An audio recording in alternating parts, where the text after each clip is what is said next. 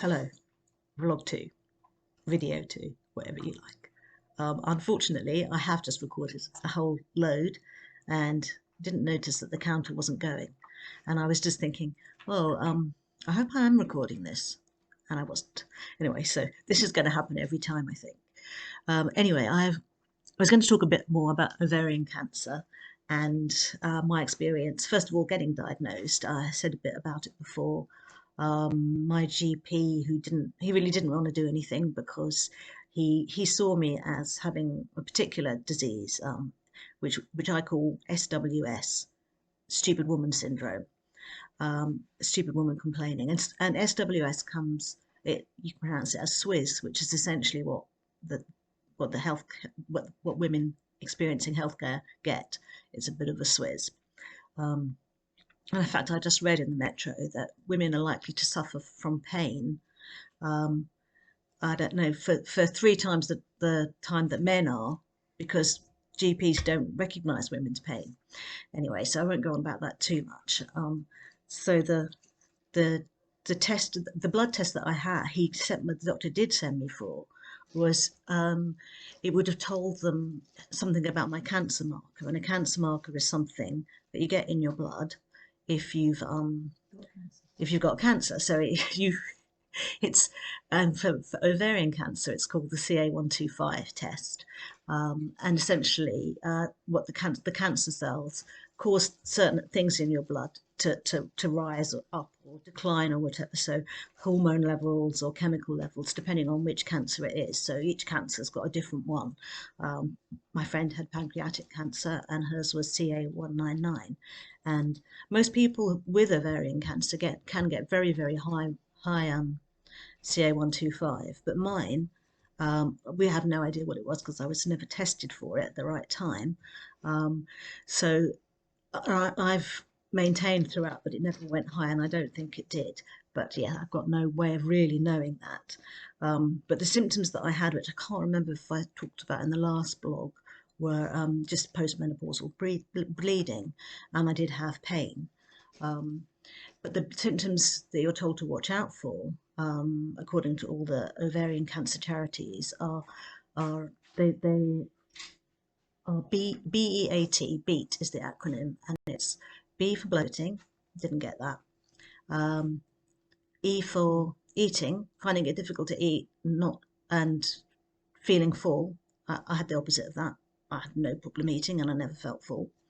Um, A is for abdominal pain. I did get abdominal pain, quite severely, a couple of times, but the acronym says it's abdominal pain that hasn't gone away, or mine did go away. And T is for changes in your toilet habits. Um, so I didn't really have that. In fact, everything to do with my toilet habits got better. So previously, my Native American name was needs to wee a lot. I never no longer did, and various other issues I had with my bowel also resolved. So I actually felt quite healthy. So I wouldn't have worried about any of those symptoms. Then the doctor, yeah, what did oh God, I can't remember what I was going to say. Um, I'll fill in. oh yeah, I think women also do themselves down when they go to the doctor, and they tend to downplay their symptoms. And nobody wants it to be anything serious. So if they sort of fob you off with a blood test, or oh well, come back and see me in 2 years or something, we just sort of say, okay, yeah, we will. We'll just go away quietly and not make any more fuss. Right, okay, she's filled in. And I remembered what I wanted to say. I did go and see the doctor again. So between 2017 and 2020, there's my cancer. Created it myself, and it's going along really nicely. It's metastasizing from one ovary to the other, to the uterus. And I didn't even find that out until much later, that that's what had happened, because somebody actually told me the truth, which is very rare. Doctors always back each other up. They cover Um, each other. so then I saw the GP again. It was a female GP, a very conscientious lady, very nice, but she was only a locum, and because she was good, she was soon pushed out of the practice. That's what happens. Every time you get a good one, you say to the receptionist, I suppose they're not there anymore. And one minute they're there, and the next minute you can't book an appointment, they've left. Um, so anyway, she did feel my stomach, which is another thing GPs can do if you have any sort of issues like that, and they can normally tell if there's something wrong. So in September 2019, she said she was going to send me for a scan, and I didn't even ask her what it was for. I just thought, oh well, probably won't be anything. Um, and because it's the NHS, I expected it would take a long time before I got an appointment. And so when the appointment didn't come by Christmas, I completely forgot about it. Still, I was feeling very well, so I wasn't worried about anything in particular. Then what happened next? Yeah, so then when I was told that I might have cancer in July, I thought, oh, okay, so what happened to that scan? Because went through Christmas, and then my dad got ill, and the COVID happened, and then my dad died. And 2 months later, in July, I had this cancer thing, and I thought, I can't remember what I thought. This is why you have to practice What these happened to things. the Oh, scan? What yeah, happened to I the wondered blood what happened test? to the scan. So I tried to find out. And what the GP told me was, oh, yes, she's printed out a letter about the scan, but nothing's happened.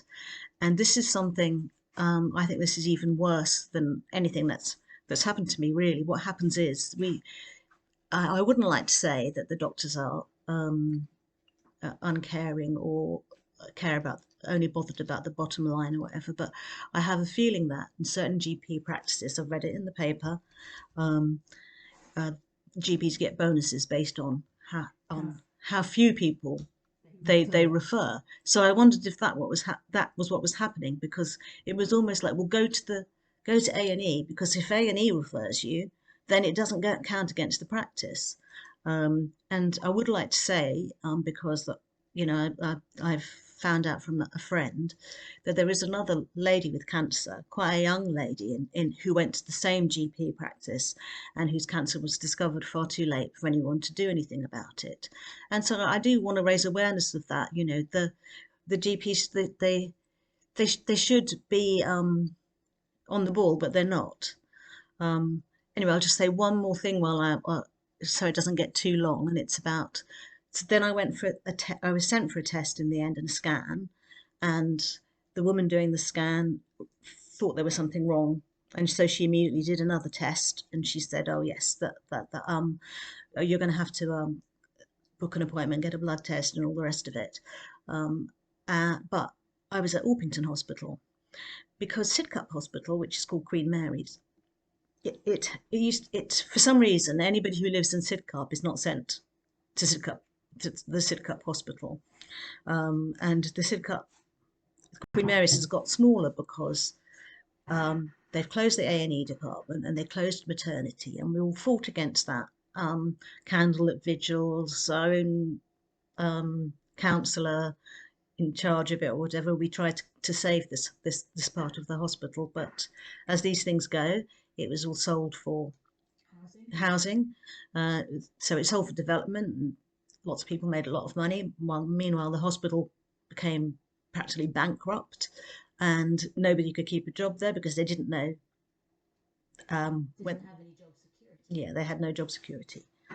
So anyway, but what they did tell us then is, well, don't worry, because what we are going to have is a new cancer centre.